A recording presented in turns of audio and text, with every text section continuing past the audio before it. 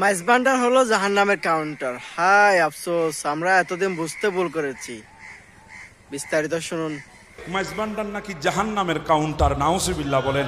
তারা বলে জাহান্নামের কাউন্টার হচ্ছে এই মাইজবান্ডার দরবার শরীফ। আমি তাদের কাছে একটা প্রশ্ন রাখতে চাই, ভাই যখন জিসির মধ্যে তুমি যাও সেখানে কাউন্টার কিন্তু একটা, সেখানে কেউ যদি ঢাকাগামী হয় সে ঢাকার টিকিট পায়, কেউ কক্সবাজারগামী হলে সে কক্সবাজারের টিকিট পায়, যে চট্টগ্রাম থেকে সারা জীবন ঢাকা গেছে সে তো জানবে জিসির মোড়ে শুধুমাত্র ঢাকার টিকিট পায়, ওখানে কক্সবাজারের টিকিট পায় না।